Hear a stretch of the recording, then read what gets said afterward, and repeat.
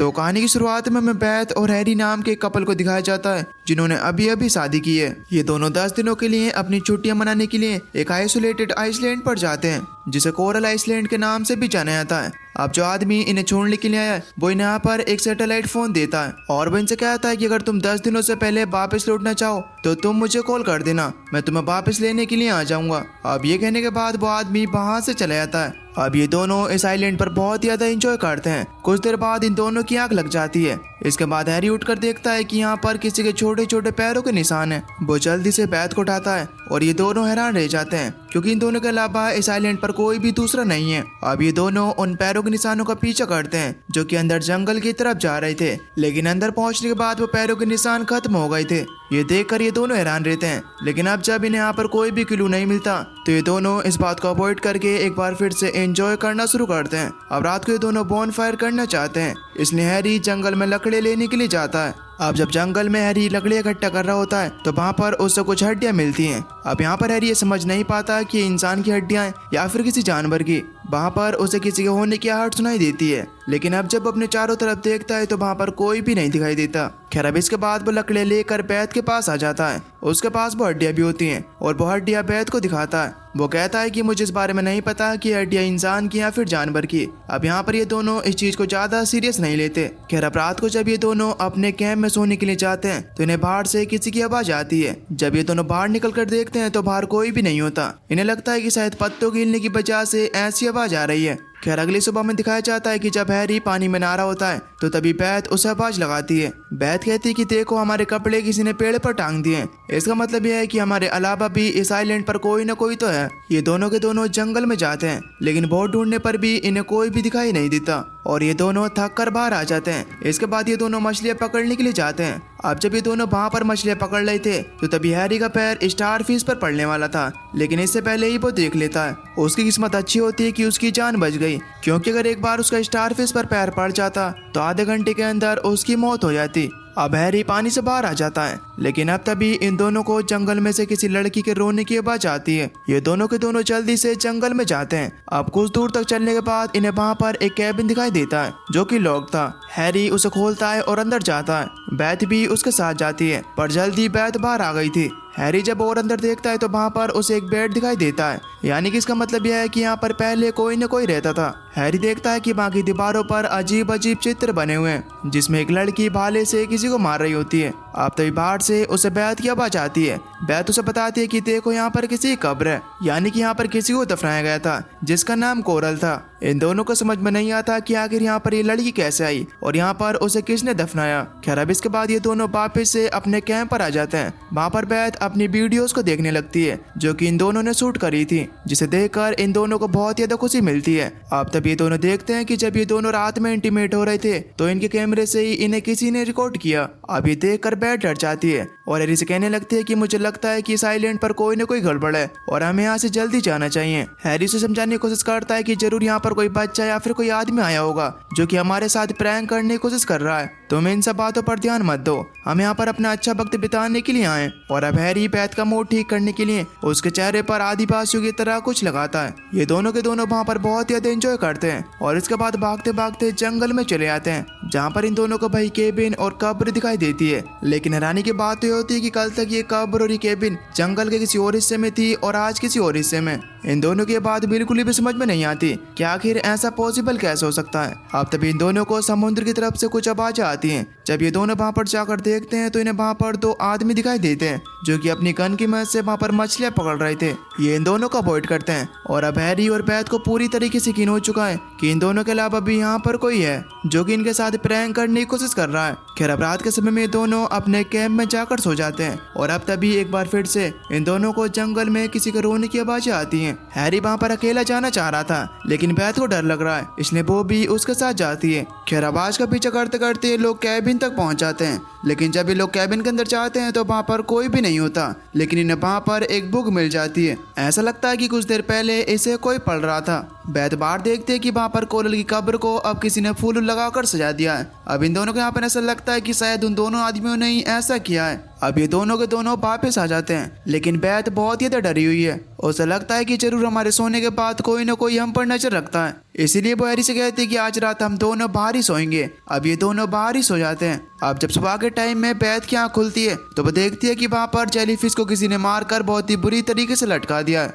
इस चीज से वो बुरी तरीके से डर जाती है। वो हैरी से कहती है कि हम किसी भी तरीके से यहाँ से निकलते हैं, मुझे अब यहाँ पर नहीं रुकना। हालांकि ये लोग अपने आप यहाँ से नहीं जा सकते। जो आदमी ने छोड़कर गया था वो 10 दिन बाद इन्हें लेने के लिए आएगा, लेकिन इनके पास सैटेलाइट के अलावा दूसरा कोई ऑप्शन भी नहीं है। लेकिन ये लोग सैटेलाइट के जरिए उसे कॉल करके बुला सकते हैं। लेकिन अब जब हैरी अपने सामान में उस सैटेलाइट फोन को देखता है तो उसे वो कहीं पर भी दिखाई नहीं देता। उन्हें ऐसा लगता है कि कल जो 2 लोग समुद्र में मछलियां पकड़ रहे थे शायद उन्होंने ही उनके फोन को चुराया है। वो देखते हैं कि उनकी बोट अभी भी समुद्र में है। इसका मतलब यह है कि वो लोग अभी भी उस आइलैंड पर ही हैं। अब हैरी कुछ दूर जाकर देखता है कि वो लोग अभी भी यहीं पर रुके हुए हैं। उसके साथ बेथ भी होती है। हैरी उनसे मदद मांगता है लेकिन उन दोनों को इंग्लिश समझ में नहीं आती। अब इसके बाद उन दोनों में से एक बेथ के साथ जबरदस्ती करने लगता है, जिसकी वजह से वहाँ पर हैरी और उस आदमी के बीच हाथापाई हो जाती है। बेथ किसी तरीके से बीच बचाव करके हैरी को वहाँ से लेकर जाती है। अब इन दोनों को ये बात पूरी तरीके से समझ में आ चुकी है कि इन दोनों ने ही उनके सैटेलाइट फोन को चुराया है। खैर अब कुछ देर बाद जब वो दोनों मछलियां पकड़ने के लिए जाते हैं तो हैरी उनके कैंप में जाकर वहाँ पर सामान चेक करने लगता है,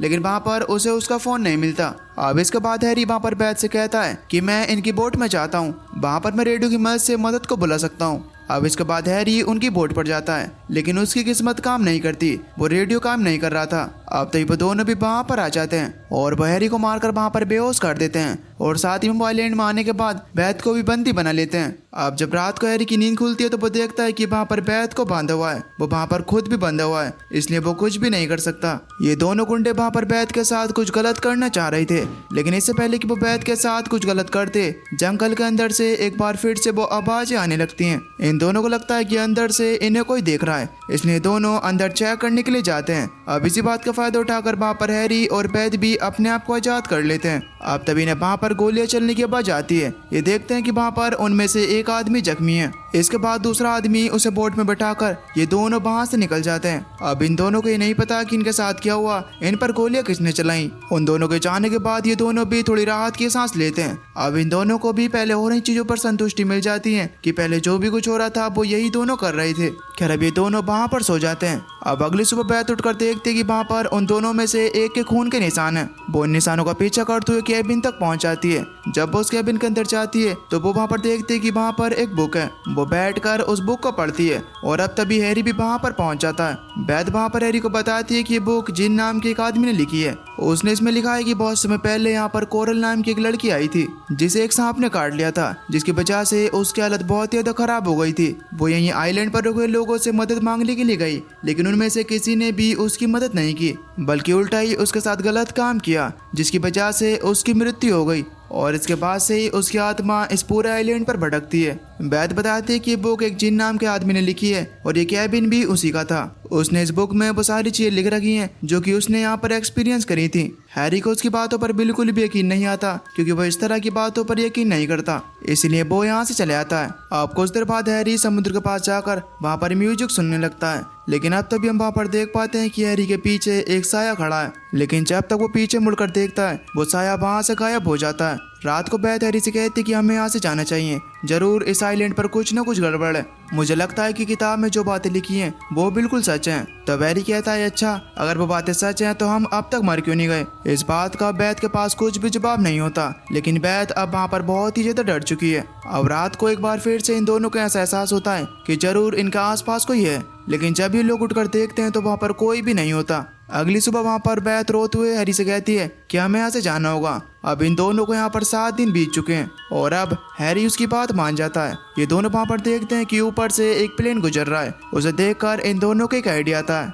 ये दोनों वहाँ पर बहुत सारी लकड़ियाँ इकट्ठा करने लगते हैं ताकि वो उन्हें जला सकें, ताकि अगर वहाँ के आसपास से कोई प्लेन गुजरे तो उसे सिग्नल मिल सके और ये दोनों यहाँ से रेस्क्यू हो जाएं। अब जब ये दोनों वहाँ पर लकड़ियाँ इकट्ठा कर रहे थे तो तभी इन्हें अंदर से सैटेलाइट फोन के रिंग होने की आवाज आती है। हैरी आवाज का पीछा करते करते जंगल के अंदर जाता है जहाँ पर वो उस कैबिन के पास पहुँच गया था। अब वहाँ पर पहुंचकर हैरी को यह समझ में आ गया था कि जरूर इस कैबिन के अंदर ही मेरा सैटेलाइट फोन है। वो कैबिन के अंदर जाता है और वहाँ पर उसका सैटेलाइट फोन पड़ा भी था। जब हैरी उसे उठाता है तो दूसरी तरफ से किसी लड़की के चीखने चिल्लाने की आवाज़ आ रही थी। अब ये सुनकर वहाँ पर हैरी डर जाता है और अपने फोन को नीचे फेंक देता है। अब तभी एक बार फिर से वहाँ पर वो फोन रिंग होता है, जिससे कि हैरी बहुत ही बुरी तरीके से डर जाता है और अब तभी ठीक उसके पीछे से एक लड़की आती है और ये लड़की कोई और नहीं बल्कि कोरल है। यानी कि किताब में जो बातें लिखी थी वो पूरी तरीके से सच है। कोरल वहाँ पर हैरी को मार देती है, लेकिन इस बात की खबर बेथ को बिल्कुल भी नहीं थी। वो अभी भी उसका इंतजार कर रही होती है। अब जब अंधेरा होने पर भी हैरी वहाँ पर नहीं आता तो बेथ उसे ढूंढने के लिए जंगल के अंदर जाती है।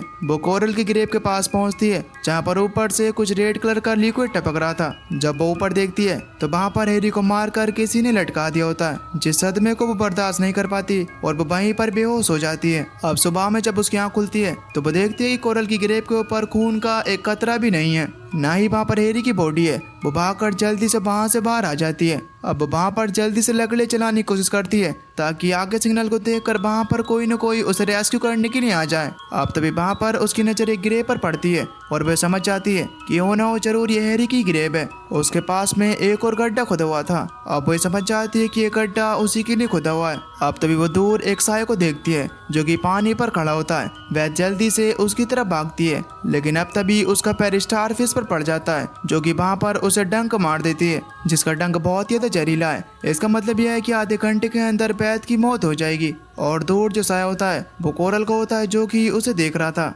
अब बेथ को अपने आखिरी पलों में अपनी जिंदगी के वो सारे आखिरी पल याद आते हैं जो कि उसने हैरी के साथ बिताए थे।